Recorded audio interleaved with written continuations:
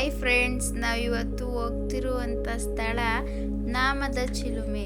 ಈ ನಾಮದ ಚಿಲುಮೆ ಎಂಬ ಸ್ಥಳ ತುಮಕೂರಿಂದ 12 ಕಿಲೋಮೀಟ್ರು ಸಮೀಪದಲ್ಲಿದೆ.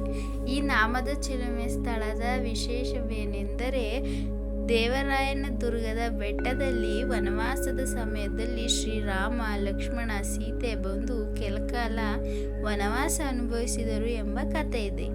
ಒಂದು ದಿನ ಬೆಳಗ್ಗೆ ಹೀಗೆ ರಾಮ ಬಂಡೆ ಮೇಲೆ ಕುಳಿತಿದ್ದ.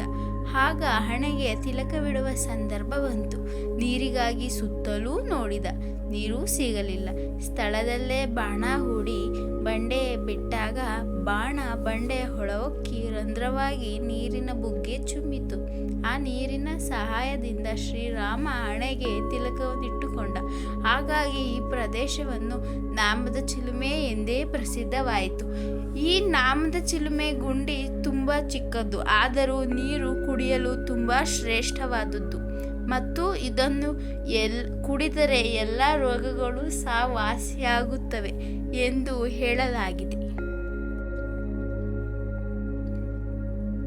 ಮತ್ತು ಇಲ್ಲಿ ನಾವು ಜಿಂಕೆ ವನವನ್ನು ಸಹ ನೋಡಬಹುದು.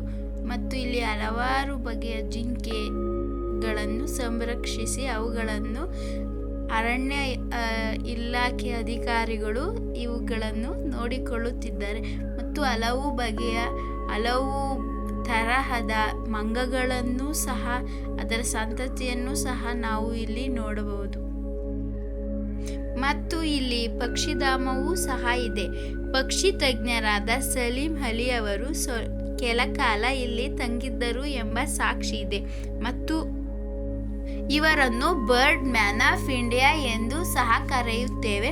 ಮತ್ತು ಇವರು ತಂಗಿದ್ದ ಗೃಹದಲ್ಲಿ ಇವರು ಛಾಯಾಗ್ರಹ ಮಾಡಿದ ಹಲವಾರು ಪಕ್ಷಿಗಳ ಭಾವಚಿತ್ರವನ್ನು ಸಹ ನಾವು ನೋಡಬಹುದು. ಮತ್ತು ಹೇಗೆ ನಾವು ಯಾವ ರೀತಿ ಪಕ್ಷಿಯನ್ನು ನೋಡಬಹುದು ಎಂದು ಸಹ ನಮಗೆ ತಿಳಿಸಿಕೊಟ್ಟಿದ್ದಾರೆ. ಮತ್ತು ಈ ನಾಮಚಿಲುಮೆ ಜಾಗವು ಪ್ರವಾಸಿ ತಾಣವಾಗಿದೆ. ಮತ್ತು ಇಲ್ಲಿ ಹಲವಾರು ಬಗೆಯ ಪ್ರಾಣಿ ಪಕ್ಷಿಗಳು ಸಹ ವಾಸ ಮಾಡುತ್ತಿದ್ದಾವೆ. ಧನ್ಯವಾದಗಳು.